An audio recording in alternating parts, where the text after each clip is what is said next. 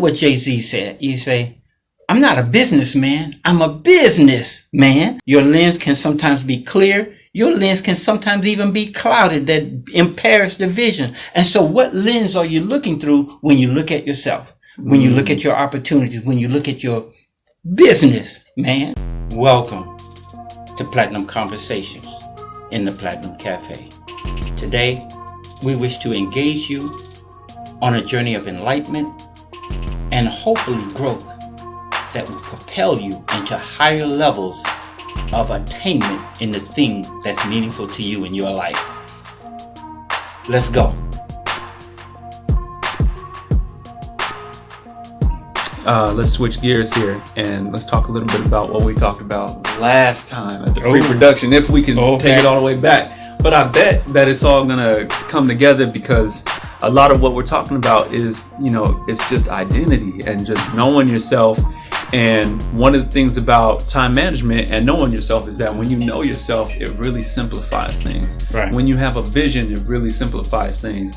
When my oldest son was born, it really simplified my life. I might have had a whole bunch of different projects going on, but as soon as I heard that my wife was pregnant, it really made things come into focus. Like, I can't spend too much time on this project and that other project. I need to focus on this one project because this is the one that completes my vision, that I have for this new life that's coming up. And so that's kind of what I wanted to talk about with time management. It seems like as we get older and older, and more things get onto our plate, it seems like time becomes scarce. Yes. And in our previous conversation about time management, we just talked about, that illusion of time receding, or that illusion of time losing the amount of time that we have available to us, and then moving forward with that and being intentional about our thoughts and our strategy to go about our day. Right. And so I kind of wanted to continue on that conversation. And then another thing, shout out to Nikita.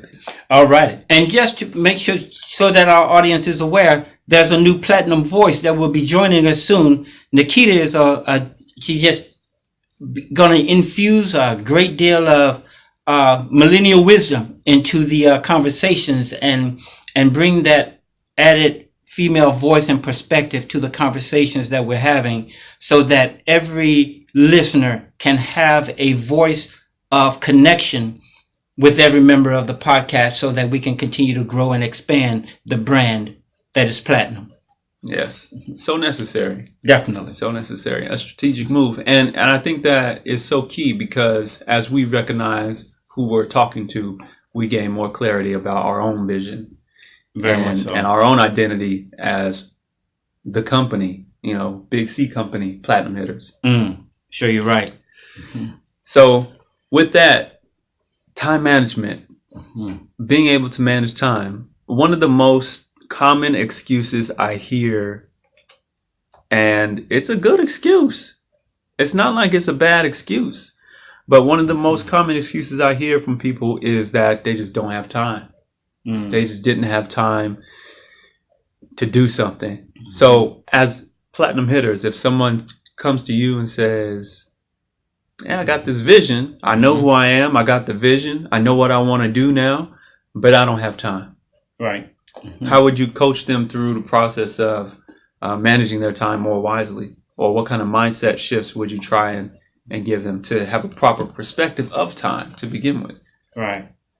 Well, the whole thing for me, really, it's going to start with this. If you tell yourself you don't have time, then you don't. It's going to start with that basic, simple principle of what you tell yourself is what you believe. And so if your message to yourself is, I don't have time, then you won't make time. And so if we want to shift that paradigm in terms of how we perceive time, then we have to learn to adjust what we spend our time on, who we spend our time with, and know why those particular things are important for the consumption of our time. And so one of the things that I would generally do is I would break down the use of my time during a day, recognizing that I only have 24 hours in a day. And so Now I need to start looking at how much time does it take for me to commute to work? How much time does it take for me to be at work? How much time does it take for me to spend time with my children, time with my wife? The amount of time it takes for me to eat during a day. And I'll kind of average that out to look at, okay, I only have 24 hours in a day. And so how many of these hours is taking up this much time? How much time am I spending on my business? And so when you begin to look at what you're spending your time on, what things can you shift, allocate, or reallocate in a different manner so that you can get the knowledge and the information that you need so that you can build your platform for your business. And so if you have almost every moment of your day taken up in doing the things that are necessary and you really don't have time, what I would say is to create time. And these are the ways, one primary way to create the time is to start listening to podcasts. And so when you're on your way to work and on your way from work, instead of listening to hip hop or whatever it is that you listen to music-wise, what's wrong with hip hop? It has a place, but it has, again, it's using up your time. Right. And it's not adding value. And so if you start listening to a podcast that would add value, change the way you think, then you'll begin to utilize that time a lot more efficiently. And so the thing is, how do you utilize the time that you have? And so sometimes, depending on your work environment, you may be able to listen to a podcast or listen to something on at work and to continue to improve yourself.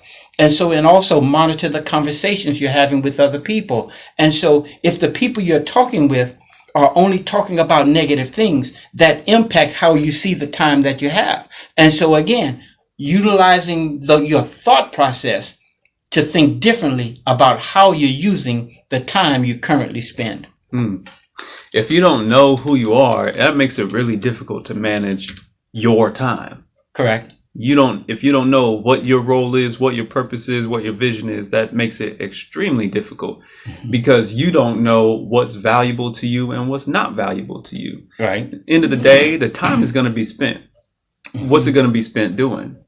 Right? Is it going to be spent building the thing that you want, or is it going to be spent on entertainment or just, wasted? And like you said, there's a place for entertainment. There's a place for everything. There's a time for everything. Even the word says that. Yeah. Right. But if you don't know who you are, if you're struggling from a sense of identity, then that makes it really difficult to manage the time. And what is management, right? The efficient and effective use of another person's resources to produce a desired effect. Right. Right. And so whose resource is the time? Well, whose resource is the time? It's your resource, but you're supposed to manage it to produce a specific effect. Right. And if the way that you're managing it isn't producing specific effects, that's a mismanagement of the time. Right. So it's not that necessarily we don't have time, but we mismanage the time that we do have. Sure.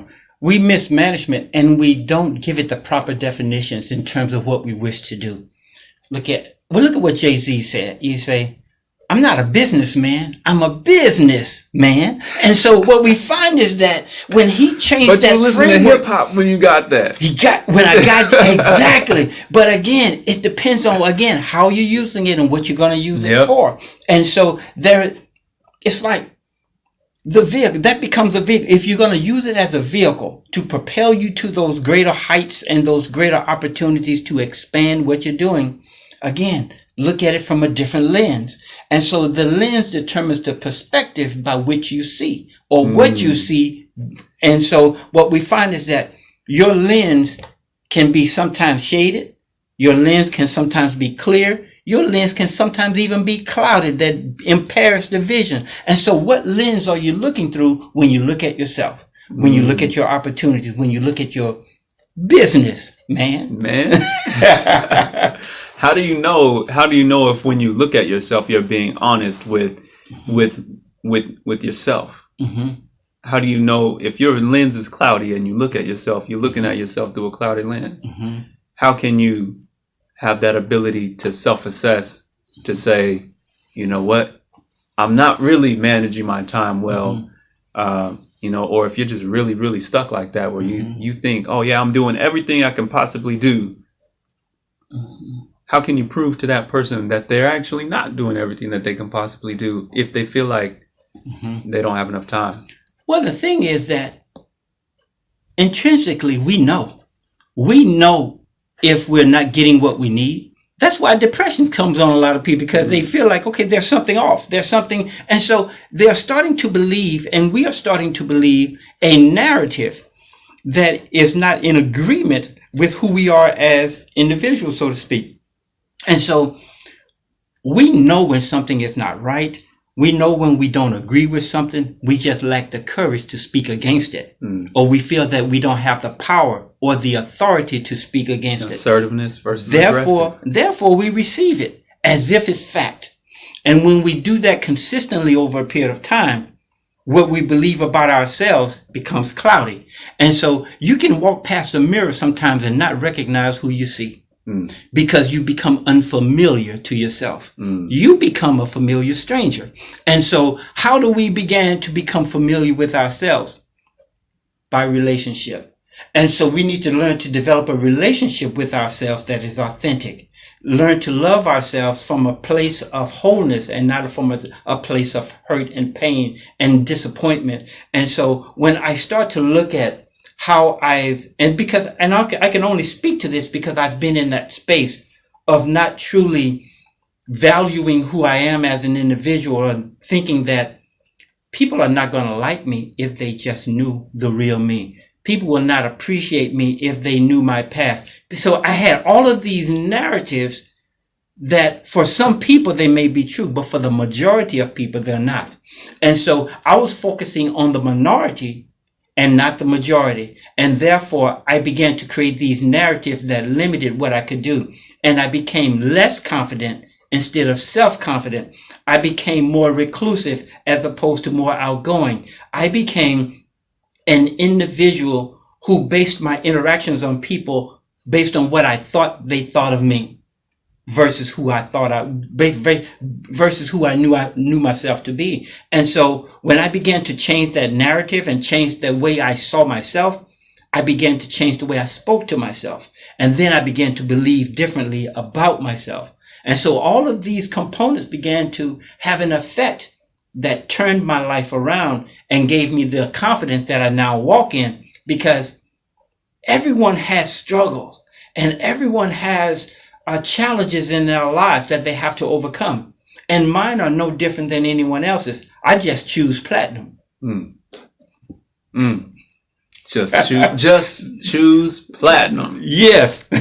That's a new merch alert. New merch alert. Oh my Just goodness. choose platinum. Wow. Yes. Yeah. There's somebody who's stuck out there in a rut, just like you were saying, in that cycle of believing what other people have said, or believing the false narrative that you've given yourself. And that is the whole opposite of what we're trying to say, which is you should say things that are positive to yourself, that are uplifting to yourself. To go back to the analogy of the tree, if you were a leaf, you can have beliefs about yourself that are not consistent with what a leaf is. Right. If you're a leaf, but you believe that you're a branch, Right. you're going to function differently. Sure. Matter of fact, you're going to malfunction because you're not going to be operating in the capacity that you were designed for. And that's a matter of being true to yourself, Right. of accepting yourself. Like, I accept who I am. And if you don't accept who you are, that makes it very difficult for other people to accept you, because if you don't accept you, you present a false self. And so if people accept the false you, you know that they're accepting a false you. Right. And that creates what's in our mind called cognitive dissonance. Yes. Right? Where you believe something that you know is not, you act in opposition to what you believe. Yes. Right. You know something is not true, but you behave as if it were. And that can have all kinds of negative psychological effects. Depression, anxiety, isolation. Right. The list goes on. Though the trigger words or what have you, but what that speaks to is a crisis of identity, or an identity crisis. And so when we begin to function in ways that ignore who we are at our core, and we began to adapt attitudes and norms that are not our own, we suffer from an identity crisis. And so the thing is to get to know yourself, learn yourself. Just like we learn how to disapprove and dislike ourselves, and in some extreme cases we learn to hate ourselves, because that's the terminology we use from time to time. Those are learned things, those are learned behaviors. And so we also have to learn to love ourselves and learn to appreciate who we are and what value we bring, not only to every space we enter into, but every relationship we enter into. We bring value to the table. And so we begin to feel unappreciated when another person does not see or appreciate the value that we bring. And we take that personally. And so when you are not appreciated, it's like you being in a job and they're passing you over and giving all the promotion to everybody else. You start to feel undervalued and underappreciated. And that begins to affect the way that you work and how you work in that environment. And you begin to look for other things. And as you begin to look for other things, ask yourself this question: why am I looking? Because you're not getting what you need where you are. You're not being valued. You're not being appreciated. And so you want to find that thing or that place where you do feel that, because it validates who you are. See, but if at the same time, if you feel like you're stuck in a place where you're not valued, you can adapt a negative attitude as a self-defense mechanism. Sure. If you're in a situation where, okay, man, I'm in the job, like you were telling me with your recruiting job, I'm in a job, I'm getting kind of bored, right? You might end up adapting a negative attitude as a way to protect yourself from feeling hurt when you feel like people don't value you. What do you say to the person who feels like they're stuck? They've developed a negative attitude, but that attitude is helping them survive in the environment that they're stuck in. I don't see it as surviving. I see that as slowly dying. And we have to learn to call things what they are, and not put a false label on it, not put a covering over it, because it's still there. You just covered it up with something that looks nice. And that's what we do oftentimes with our experiences. We want to put makeup on it to make it appear to be something that is not. And so while everyone around us who looks at us say, oh man, look at you, you're so vibrant and you're so happy and you're so together. But behind the scenes, you're suffering in silence because you presented a picture that was false. And so what we have to learn to do is learn to be transparent in who we are and what we need. And that transparency will lead to self-awareness. And so what I'm looking at is sometimes we fall into a toxic environment and we develop a toxic attitude. We adapt that and we kind of begin to model that toxicity. And so how do we begin to move beyond that thing that limits us into something that removes the barrier so that we can live in unlimited potential, live into our unlimited potential? Because each of us have it. We just sometimes don't want to do the work that's necessary to unveil it, because we have to chip away. We have to become an artist, a sculptor, and we have to chip away all of the hard edges and cores of things that have been piled upon us that has caused sediment to set in. And so when we began to be intentional about carving those things away, chiseling those things away, then the work of art that we are can show forth. Yeah, man, but that harkens back once again to what we were talking about of accepting your authority. And when you know that you're ultimately responsible, you are the sculptor. Yes. You are both the sculptor and the statue. Yes. So exactly. you have a job to present yourself in a certain in the most respectable way that you see yourself. And as mindset coaches, as accountability partners, or just as, friends or iron trying to sharpen iron, we don't really do each other justice when we sugarcoat things, like Right. you were saying, when we try to put makeup on it and call it what it's not and give it a label, you know, and just try and soften the blow, so to speak. We're not really doing each other any favors, because not only am I limiting you, not only am I feeding into that negativity that you fed yourself, but I'm also holding back the people around you, because you're not at your best.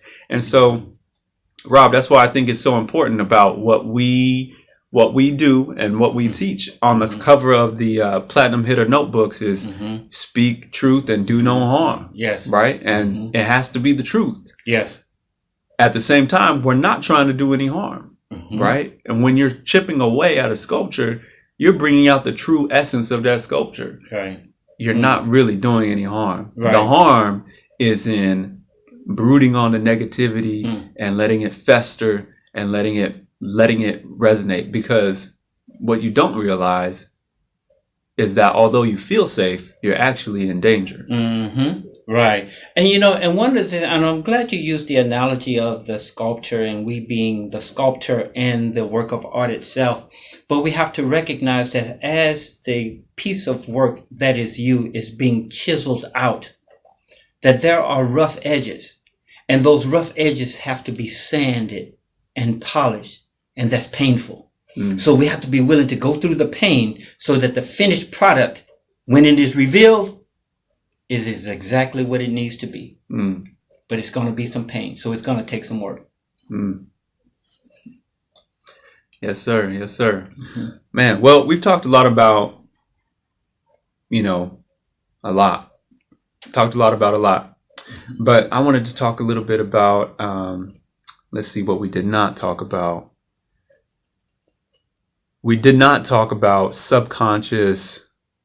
Well, we did a little bit subconscious self-sabotage, but I wanted to go back to it, when we can use good things as excuses, that kind of hold us back, excuses to distract us, excuses that we can use to procrastinate, so to say, on the authority. Because after you accept that you are the sculptor and you are the work of art at the same time, instead of working on yourself, which is difficult work, you might choose to work on something else, which may be a good excuse, but it doesn't necessarily excuse you from the responsibility of developing yourself. Right. So what would you say to that person who is using good things? How do you identify these things that are just merely distractions when what I should be working on is myself? Well, I believe that the first piece is really about justification. And we can justify things to make it seem and appear rational to us. And so if we can get out of the habit of justifying behaviors that don't give us results that we want, then we can start changing the narrative around what is necessary for me to do versus what I justify doing. You gotta look at the results. You got to look at the results. And those results are going to be dependent upon your approach to it, what time you put to it, and how truthful you are with what you're putting in and what you're bringing to the table. And the side piece to that, justification, we justify because of that thing the enemy called avoidance. We want to avoid the work because we don't want to go through the pain. We want to avoid having the conversation because we don't want to get into an argument. We want to avoid doing this thing because it's going to expose something else. And so avoidance becomes one of those enemies that kill our potential in terms of becoming who we need to be. And so if we learn to stop avoiding and just face it, and stop justifying the things that we're doing to avoid, to continue to avoid, because justification and avoidance are twins. And they're pulling against one another, moving in the same direction. And so what we have to learn to do is to put justification to the left, put avoidance to the right, and we remain centered on our goals. What does your life start to look like when you stay centered on your goals? You stop avoiding, you start working on yourself. What does your life look like as a result of those changes? Right. And so then, that leads back to, again, to that vision. What do you see yourself becoming? Who do you see yourself as? And why? Because it's one thing to have a vision, But another thing, not to know why you have that vision. And so we have to learn to create the narrative of our why. And your why has to be compelling enough that will make your vision possible. All right, y'all. Well, we're going to wrap it up right here. This has been another fabulous episode of the Platinum Hitter Podcast. If you want to hear more inspiring messages and great content, be sure to check us out on www.platinumhitter.com, on all major social media websites at Platinum Hitter. And if you want to stay connected or contact us directly, you can text PH to 31996. Until next time, make it platinum. Have a platinum day, family.